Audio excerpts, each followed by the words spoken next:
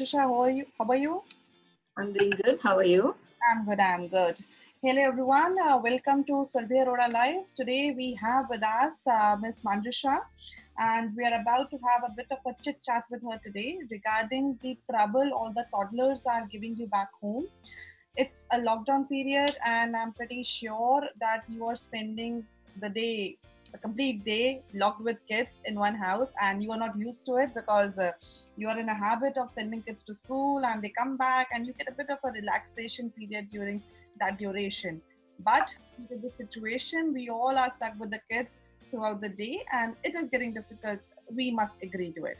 So today we have with us an expert into early childhood who would let us through the process and through certain activities and through certain stress management things which can help us out in dealing with these cute little devils that we have at home right now. So I would like to introduce my guest for today in our series of best practices in education. So today we have with us Ms. Manjusha, who is basically an engineer by education, an educationist by profession, and mother of two lovely children who have nothing in common at all. She is founder of a progressive school, Sprouts, a good thinker, a problem solver, and an experimenter. Always in pursuit of making learning easy, deep, and engaging for all children. And this doesn't stop here. It continues. She has a vision, actually. Manjusha is the founder director of Sprout School, who has more than 20 years of experience in the fields of IT and education across eastern and western parts of the world. She took Sprouts from inception all the way to up to the top preschools of India, and we're lucky enough that she has given us some time in order to discuss all the practices we want to discuss related to school kids and related to toddlers. She is the Telangana Working Committee member for Early Childhood Association of India, and she pursued her bachelor's from NIT Warangal and master's from George Mason University, Virginia. Well, that's quite an exhaustive introduction I have for her, but still I want to continue. She loves to learn, explore, ideate, experiment. And one most important part about her, I don't know her personally. I have been following her work from quite a time, and I've been following what they have been doing at Sprouts. And what I've loved about it, the way they have been engaging kids in experimentation, the creative way in which concepts are embedded in the mind. It's not just about delivering of knowledge, it's about how concept is taken up by the kids. So that's something which I love about Sprouts, and I'm about to follow even further. And welcome to the channel, Manjusha. We would love to learn more from you, and thank you for accepting this invitation for today.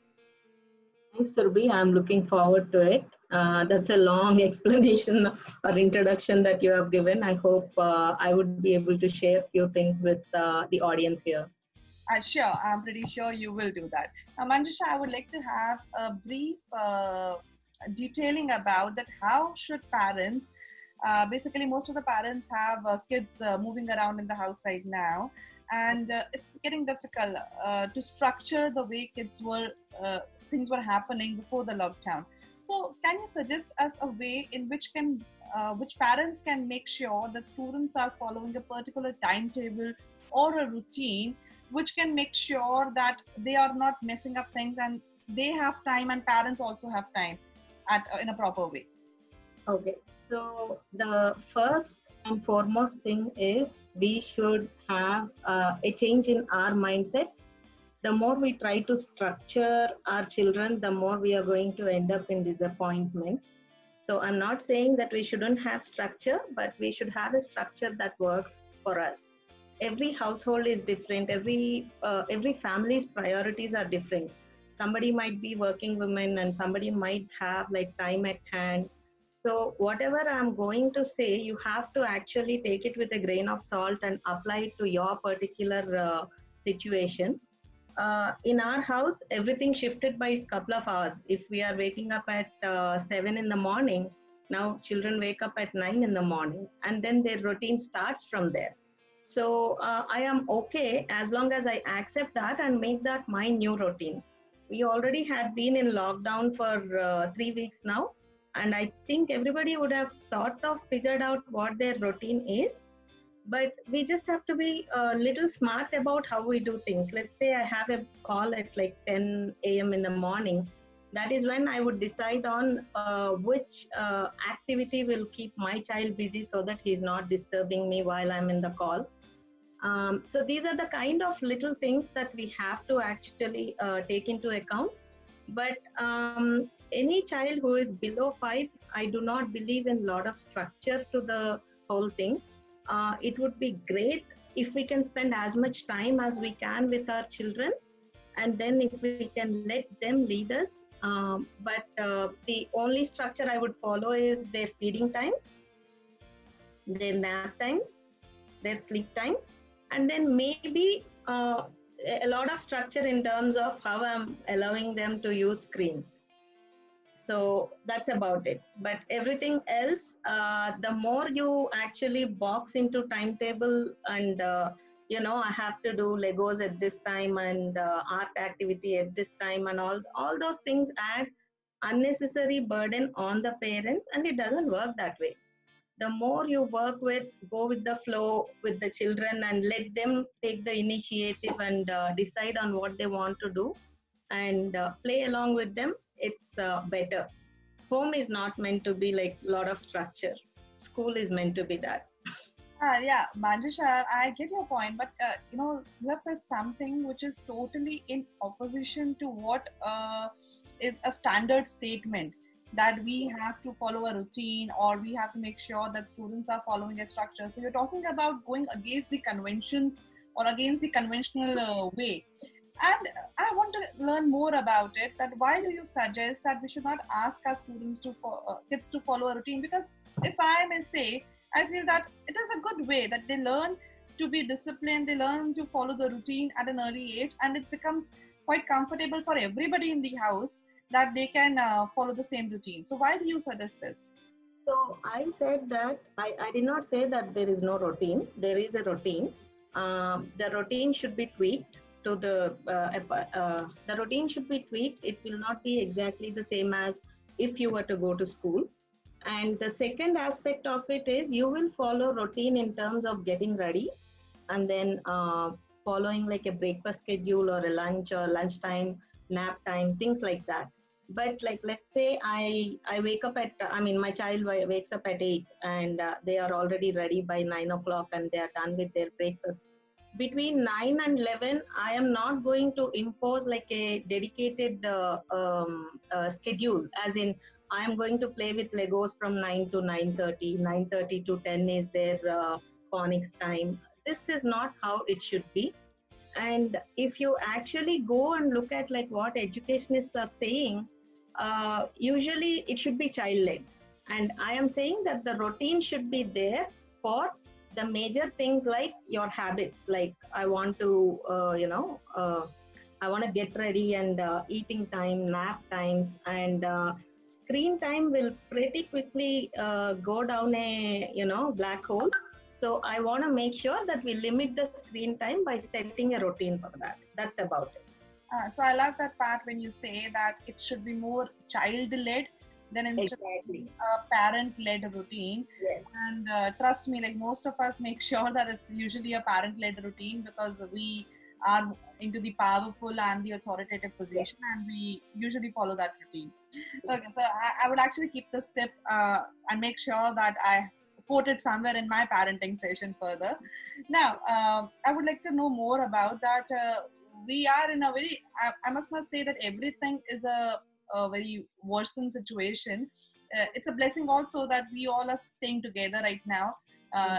Earlier, we never used to have this time, and at this moment, we have a lot of family time happening in household. So, what do you say that what we all as a family can contribute to make sure that these little ones, these toddlers, are quite occupied and they are following the way we want them to be engaged? So, how can we engage them as a family? Yeah. So I will give you some basic guideline on how it should have been done. And now, in this generation, we have come to the nuclear family setting where we have 1 or 2 children, and we have lot of expectations from the children, and lot of expectations from us as parents, and how we want to keep our children engaged, right? Yeah. But if you, I'm pretty old. I mean, so if you actually go back to like two generations or one generation ago, then they used to live in joint families. And how much attention were they paying to their children at that time? And we all turned out okay, actually more than okay, I would say. So in the whole of this, what I'm trying to say is that children should be left alone to play by themselves. It doesn't, every minute doesn't have to be a learning minute according to what we see. But if you leave them alone, they are learning a lot more than they are learning if we are guiding them. I'll tell you a simple example. You leave the children alone in the house with, you just have to baby proof the room or environment where you're going to leave your child, not putting glass objects, sharp objects, small objects. This is the basic things like, seal the electric plug points, wires, and everything, and leave the child alone with whatever he can mess up with. And the amount of learning that happens in that free play session, we call that as free play session, and the amount of learning that happens in that kind of a session is very different from the kind of learning that would happen when a parent starts thinking about, hey, I have to teach all these things and I want to make a sensory bottle for the child and make them that they play. If the child is not interested with it, move on to the next one. So how we have to let the child play, and then we have to take cues from it. We just can't simply decide on that routine. You know what I mean? Yeah, I think I'm getting the point you are making over here. The free play is required, and as last time we discussed, you also mentioned about how important it is to allow them to get bored of the Yeah. situation, and that's when the actual learning will happen.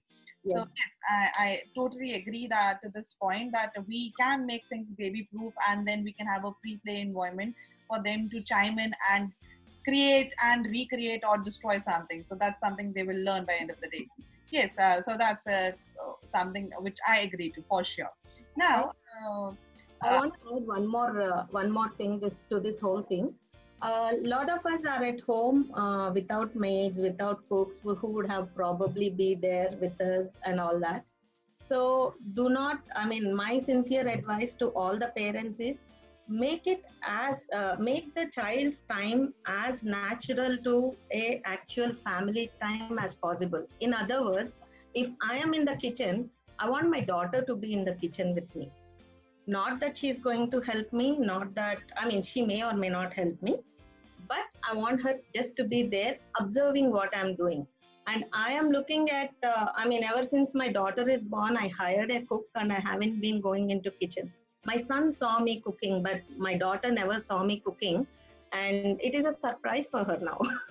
And that is the daily demand. I am using this opportunity to have her go into the kitchen with me. Or if I'm doing laundry, if I'm folding clothes, she will be with me folding clothes. Or so keep it as natural, like as long as you are, whatever you are doing, you just have her at the side. The conversations that happen at that time, for example, simple laundry. I wrote a post and posted on the page also. So I'll tell you why these chores are very important, and engaging them in the chores is important.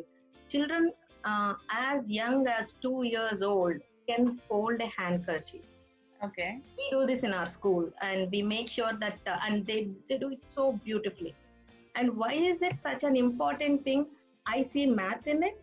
I see, independence in it.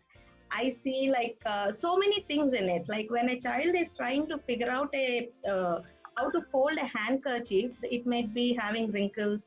They need to figure out how to, make it plain and simple, and then they have to fold it. They're observing the shape that they are making. Like, you take a square and fold it into half, it becomes a rectangle.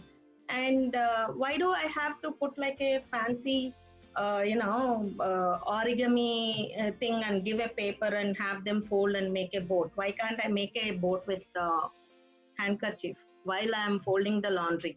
It may take 5 minutes more because the child is involved and they're going to mess things up for us. But my children have started folding laundry, and my 6-year-old Esther, I mean, my 6-year-old can now fold t-shirts, shorts, pants, not blankets and saris, but there is a level to which you can take. 2-year-olds, you give them smaller things, and then as you go along, so involving them in the chores is the absolute perfect way to engage them in learning while they are at house. Yeah, I'm very well impressed with this point, because most of the times I've seen parents to be so protective, especially when they have maids at home, and if a child goes ahead and picks up something or tries to help out.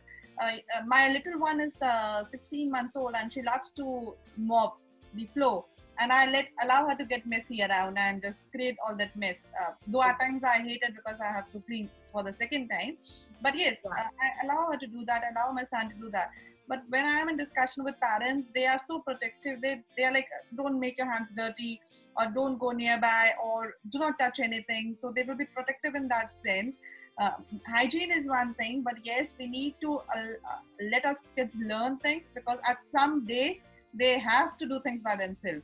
And if they're not in the habit of doing it, they will suffer in the long run. Yeah, I agree to it very much.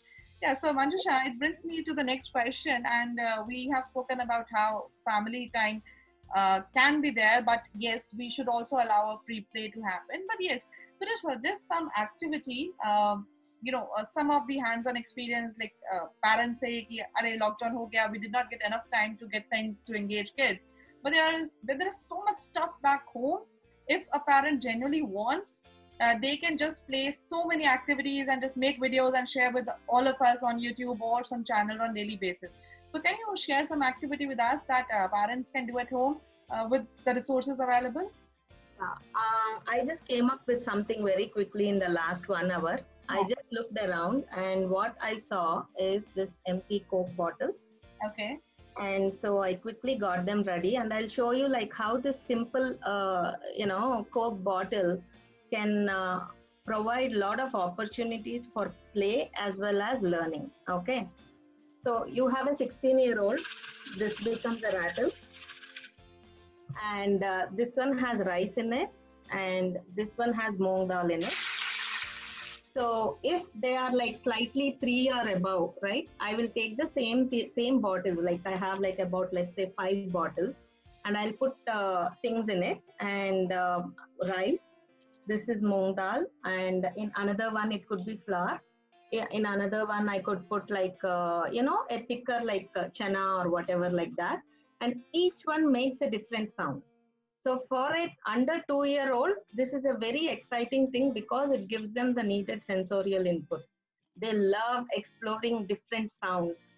All you need to do is, if you have a under 2-year-old, take them into the kitchen, make sure that the floor is clean, put them there, and then give them some spoons and plate, put some earplugs in earplugs for yourself, and you're good to go. They will be the best beatboxers ever. And that's actually a very good idea. I think I will just follow it right away. So the whole idea is I'm so excited to have this beatbox get created for myself, and I want to just check all the sounds once, that how things sound. So I've never done that. I just want to go ahead, and my son is a bit naughty, and I will just go and tell him that that rice makes sound. So even rice can make sound. So he will be surprised to hear that, and then I can show him how it happens. So yes, you want to say add on something to it? Yes. So I just wanted to show different ways of using just one Coke bottle, and how many different activities that you can just make with it, with the things that you have around the house. Okay. So simply put things together. So on one of these bottles, I took a safety pin and made holes on this. You can't see the holes, but if you just take a safety pin, the sturdy one, the sari pin or whatever, and if you just poke holes in it, it would make holes. Fill it up with water. You can write anything on the floor, and you can have them, go follow the design, or you can just have them doodle. So when they are pressing this, the water comes out. It's the most fascinating thing for the children until 5. They go crazy, and when you are in a meeting, half an hour they can easily go with this simple, and when they squeeze this, their fingers are getting stronger, and that will help them with writing, and this is the way to do. And the next thing you can give is like pouring water, pouring water or pouring rice into it or whatever. So that is another way you can use this. When my daughter is 2 years old, she could comfortably transfer water from this bottle with very, small neck into this one very easily. It all comes with practice. But the most important point the children are going to learn in that whole process is there is a lot of fine motor control. They have to, when they're pouring, they should. And also, they concentration.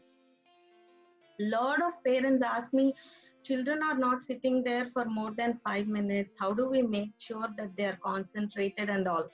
The reason they are not sitting, first of all, a child about 2 years, you cannot expect more than couple of minutes. And by the time they get to 5, if you are getting 10 minutes of attention span, that is pushing it. I mean, we have to set our expectations accordingly.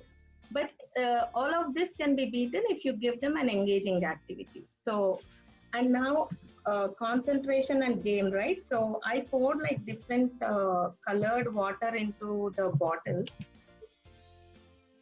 I don't know if you can see them. I can. Yeah, so this is colored water bottles, right? So I'm going to play peekaboo with it, and then take off one bottle, and they have to tell me which color is missing.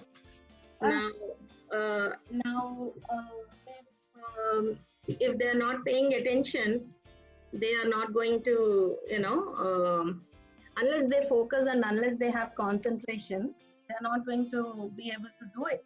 Or in this particular one, I have poured a little bit of hand soap. Look at the bubbles. I mean, it's not very clear in the video, but then they would love it. The children will love it. It is all about like having opportunities where they want to and they want to do the activities, but then we get our learning or whatever happening along with it. So there are so many things around the house which you can readily use for toys and engagement. Children do not need fancy toys, absolutely not.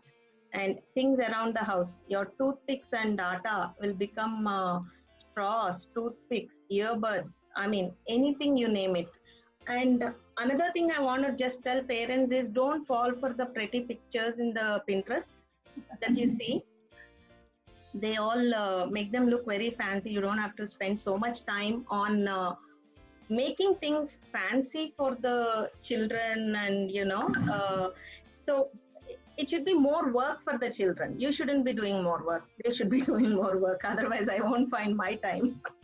Yeah, so that's a good answer, because parents, mothers keep on asking me that, ma'am, we don't get time. See, the little ones actually steal away all the time. That's a good way. You keep them busy, you give them those safe zones, you give them, make things baby proof, and you just put them there in one corner and you ask them to create all the mess and be busy somewhere. So yes, that's a good idea. And I think the next time we can just pull you in and ask for lots and lots of activities like the one you've shared with us today, so that all my mothers, and especially mothers and at times parents, fathers also, can make sure that the kids are busy and they are able to take their Zoom meetings or all the meetings they're doing right now. Yeah. Right. That was a good tip, Manjusha. I would like to know further and continue with this session, and want to know from you that this is one problem we were facing even without the lockdown, and which still remains. That is, the parents are facing a lot of time with kids spending a lot of time on screens. See, let us come with a practical solution. Most of the parenting experts would say that don't show them the screen or don't do this. Now, there's a very practical answer to it. When we were kids, we never used to miss any opportunity to watch that idiot box that we had in our house.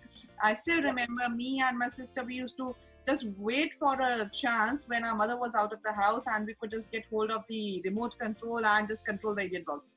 Yes. But now they don't have the idiot box, they have the idiot phones all around, and there are the iPads, and there is many things which is happening all around us. So they can watch videos throughout the day. Now, what can be a practical solution to make sure that, okay, they will spend some time on screens, but how to reduce that duration so that it is not affecting their mental setup or their eyesight or their growth years? So kids between 0 and 3, they really, I mean, as much we can avoid the screen, it's better for them. So every parent has a different, oh, give me 1 second.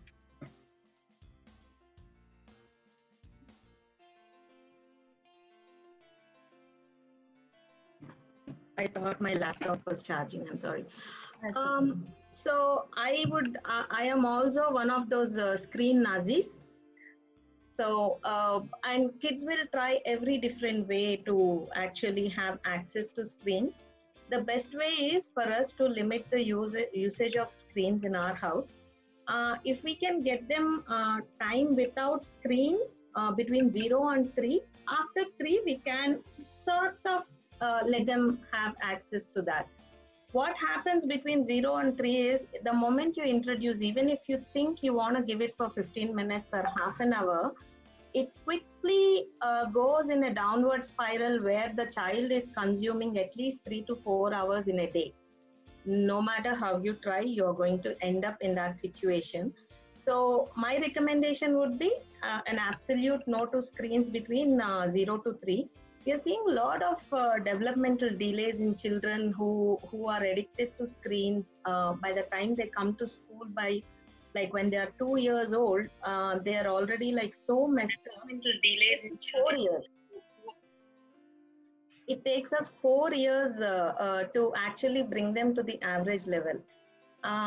Beyond 3 years, I think it is very difficult to actually have them not use screens unless the parents are very strictly not using screens themselves. And it is not the reality in the current scenario. So how do we have them not getting exposed to all the junk? I mean, even in screens also, we have to find meaningful ways. So, for example, like you fill apps like, my daughter is on Rivet, which is like a reading app, or Epic Online. So those who are for reading, she does some word games. She's 6 now, so she's into that kind of thing.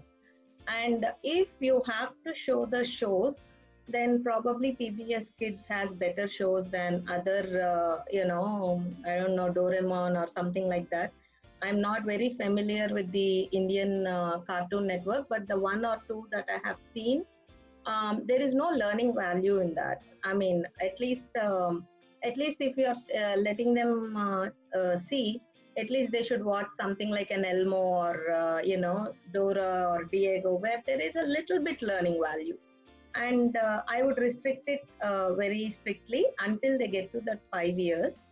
And after that, there is no way you can control, even if you want to, unless you as a family take a very strong approach and say, I am not going to spend any time on screens. But the most important thing is, how are we creating mechanisms so that they don't get into screens? And for me, the go-to is books.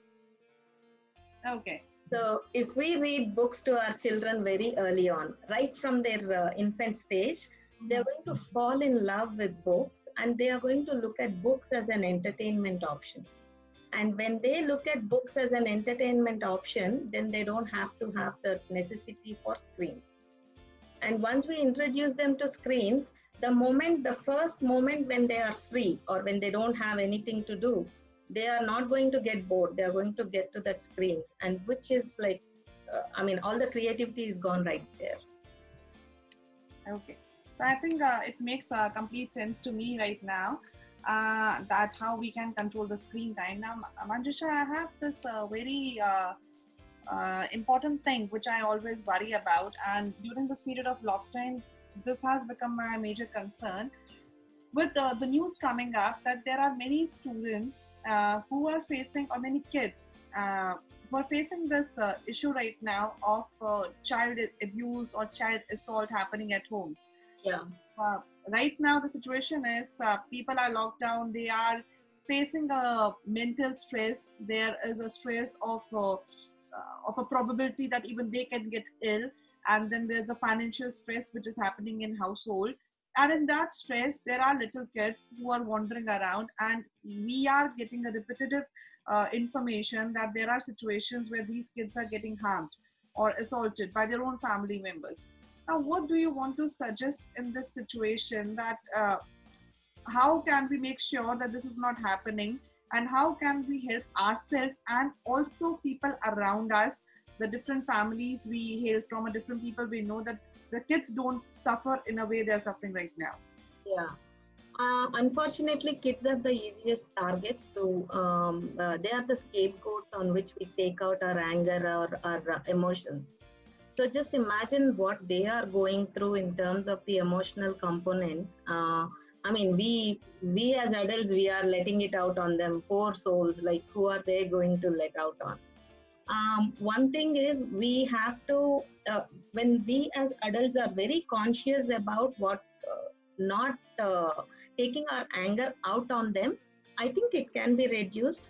Things are going to get crazier in the next 3 weeks with the new lockdown announced. But emotional health is very important. I suggest that parents should, sort of take like a 10-minute or 15-minute breather early in the morning to have like that fresh start in the morning. Like even if they are not into meditation, just quiet time.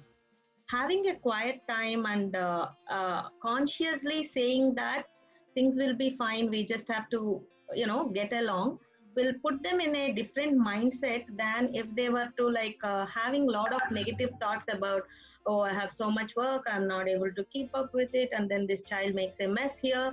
You have to understand that children are going to make mess. It is a lack of our proactivity that puts us in that situation. If you know that you have a 2-year-old, why do you want to put a oil dabba accessible to them? Whose fault is that? It's not the child's fault. You find something, I'm going to pour it down and make your life miserable. So it is our responsibility, and we cannot take it out on them. They're as simple as that. It is going to go up, the abuse, but unless the parents are conscious about that and take a step back, breathe, and then just let it go, they are not going, I mean, the children are going to become victims. I think I very much second your thought right now, that kids will be kids, and what they do is perfectly fits into the age group they are in, and they are actually behaving in the way they should actually behave. We, on the contrary, do not have those patience level, and we are lacking, and we need some training in order to overcome our own challenges that we are facing in this situation. And kids should not be the scapegoat in that situation, I must say. And one more thing I want to say about the kids' emotional health itself. Poor souls, they are also missing out on so much. When they go out to school or whatever, they look for a change. Or when they go to playground, they are excited that they have all that, physical activity that they can and all that. So when your child is jumping on the bed, just imagine that they are missing the trampoline and you won't get upset. Worst case, kya hota hai? Like I just have to wash the laundry more frequently, and washing machine will take care of that. I mean, if you don't have the washing machine also, you just have to bear it and let them do it. And one idea that I have is we need to have a way for the children to actually let these things out. For me, my messy area is that balcony. I throw a bucket full of water and everything becomes clean within no time, right? So I want to give my child to make a mess. There are times when she would do artwork and I don't see the paper anymore over there, I can imagine the walls are having right now. So, like, give a bucket of water and give her all the toys. I mean, we had this session. I gave bucket of water and one scrubber, a little bit of soap, and gave her all the toys that can be washed. And I said, go wash. I got 1 hour time. That is more than enough for me. Once it's all done, you just pour a bucket of water and we are done.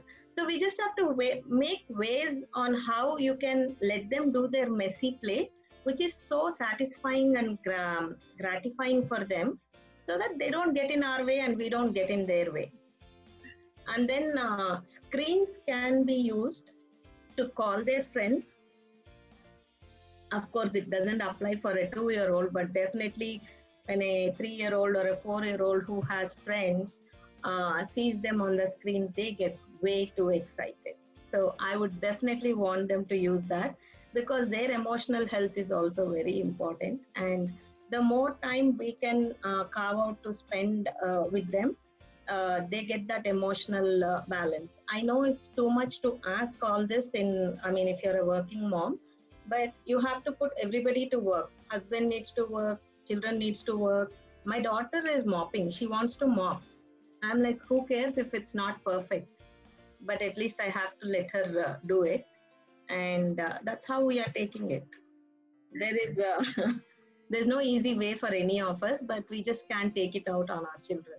Okay, thank you very much, Manjusha. Thank you everyone for joining us up. I think a few of the people have joined up late, and I'm expecting many will actually get your message when we roll out this video in public.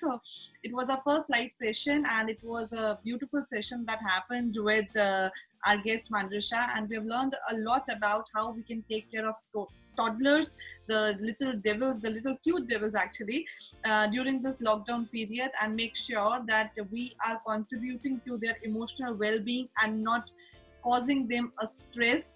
And we say that they give us a stress, but I must admit that we also give them stress to some level or the other. So we give both stress. Yes, we will actually agree to it, but parents won't. So yes, we always say that. So thank you, Manjusha. Thank you for your time. I will connect to you again. Thank you. Sure. Thank you for joining us. Bye, guys.